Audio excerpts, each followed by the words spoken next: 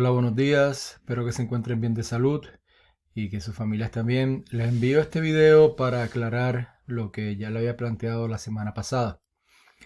La actividad AA19-S11, que era hacer una entrevista a un miembro de un grupo minoritario o marginado, no la vamos a hacer de esa manera. Cambia. En el documento que ustedes están viendo, que lo voy a subir a Blackboard, bajo el nombre de indicaciones para desarrollar el video ensayo. Queda claro que por la contingencia sanitaria no nos permiten que ustedes puedan ir a campo y realizar esa entrevista, que realmente la experiencia es especial y única, ¿no? Uno se da cuenta de otras realidades, percibe o toma una perspectiva más clara de lo agraciado y los privilegios que uno tiene como tal, y a la misma vez toma una conciencia social y corresponsable en términos de lo que sucede a nuestro alrededor, ¿no? Entonces es importante que para las personas que trabajamos y toman clases en CETI y universidad, es uno de los conceptos que más nos interesan, que se vaya adquiriendo esa responsabilidad social al conocer estos grupos minoritarios de otra manera. Es importante que entiendan que el video ensayo que se les va a pedir ahora debe ser de 7 a 10 minutos sobre un grupo minoritario que ustedes seleccionen.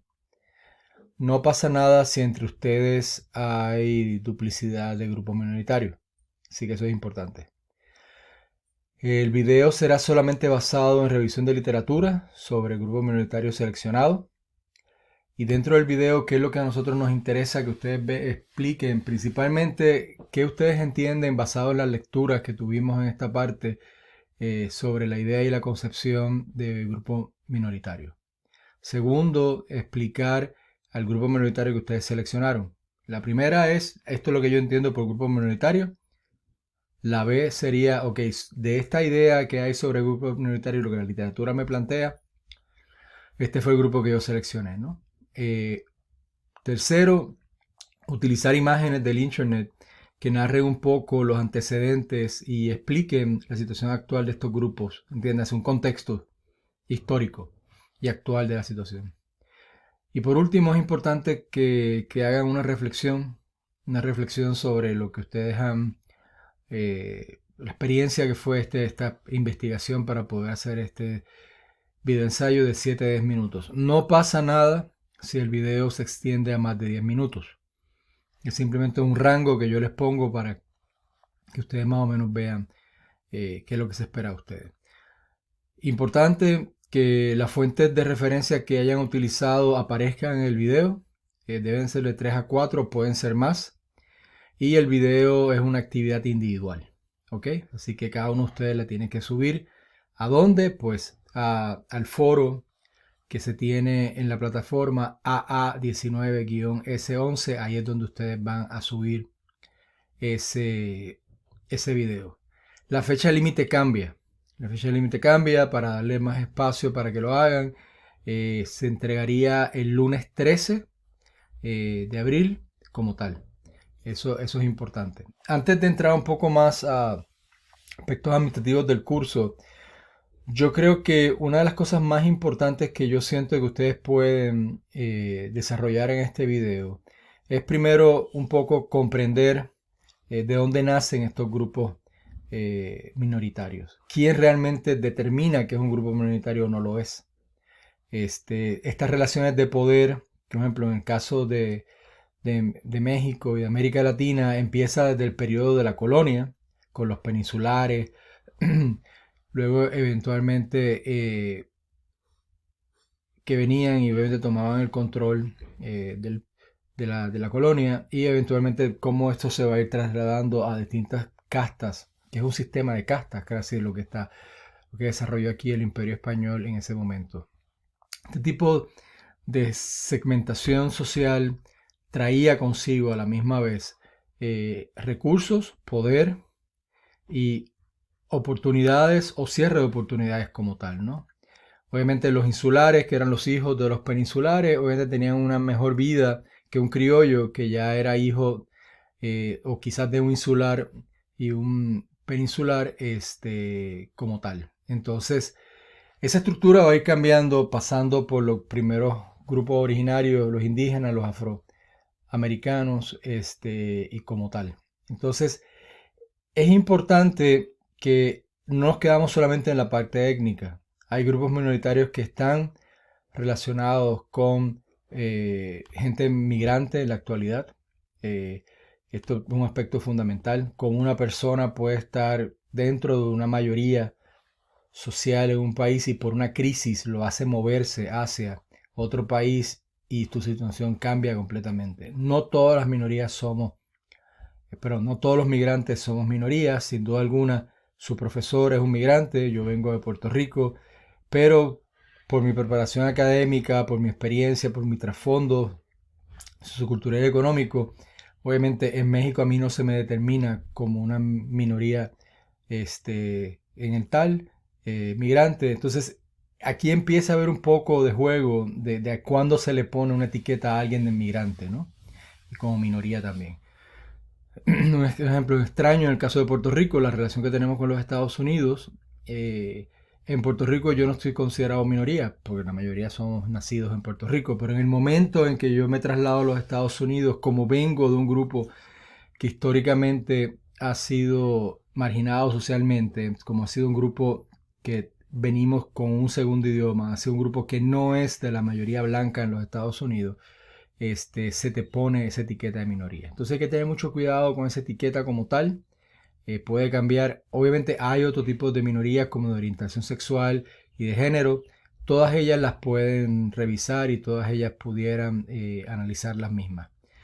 Entonces, creo que es importante que lo veamos en esa perspectiva amplia, ¿no? Cómo el mundo va evolucionando y estos grupos que se van incorporando a lo que se entiende como una cultura dominante, se van a entender como minorías y eventualmente esa relación de contracultura o subcultura que se va generando de ello en la medida en que esos grupos van logrando que se acepten y se integren a esa, a esa mayoría o a esa cultura dominante, se mantiene esta relación que hay. Entonces, en casi todos los países del mundo hay minorías. Eso es importante. No podemos perder de perspectiva que por muchos años en México se nos hablaba que no había grupos minoritarios, sino grupos indígenas, se veía un punto folclórico que había que defender. No, pero en última instancia, los que mantenían aspectos minoritarios y eso los encajonaba como un grupo débil que no podía desarrollarse eran los europeos y los Estados Unidos. La realidad fue cambiando a partir de la década de los 90 en América Latina y ya México, sin duda alguna, es un país multicultural, con muchos grupos minoritarios internos, que cada uno de ellos presenta sus propias perspectivas como tal, y la identidad es un aspecto fundamental. Terminando esta parte reflexiva, yo creo que es importante que ustedes entiendan que para que un país sea estable, tiene que intentar integrar a la mayor cantidad posible de su población a todo lo que es la dinámica socioeconómica, política y cultural del país. Mantener grupos relegados, pues eso generaría, además de una tensión entre este grupo relegado minoritario con respecto a la mayoría, dejaríamos de tener una perspectiva importante con respecto a la aportación que estos grupos pudieran dar. Entonces, esa es parte de la reflexión que tenemos, es algo que es en el día de hoy es muy actual por todos los movimientos nacionalistas, xenofóbicos que ahora están rechazando esta idea de que el país sea multiétnico y que hablan de una ilusión de un pasado que no existe, de una raza superior como tal. Entonces eso es importante que lo tengamos como tal y como perspectiva para poder ser analizado y entendido. Repitiendo, el video es para el 13 de abril, ¿ok? El lunes regresando de Semana Santa. El sábado 18, que es el sábado después de Semana Santa, a las 10 a.m. vamos a tener un aula virtual. Minutos antes les voy a pasar el link para que ustedes se puedan conectar. Es requisito su participación. Va a ser contada para su calificación. Y vean los videotutoriales en Adobe Connect por si tienen pudieran tener algún tipo de problema.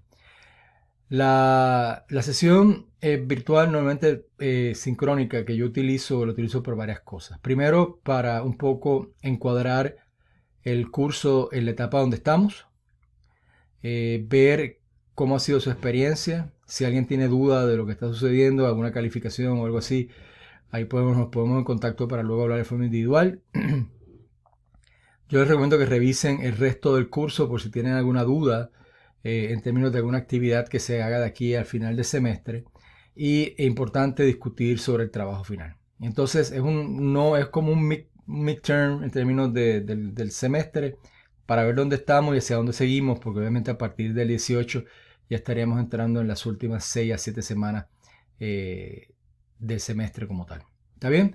Así que cuídense mucho. Ese papel que ustedes ven que está aquí de trasfondo va a estar en una actividad que se llama actividad video ensayo.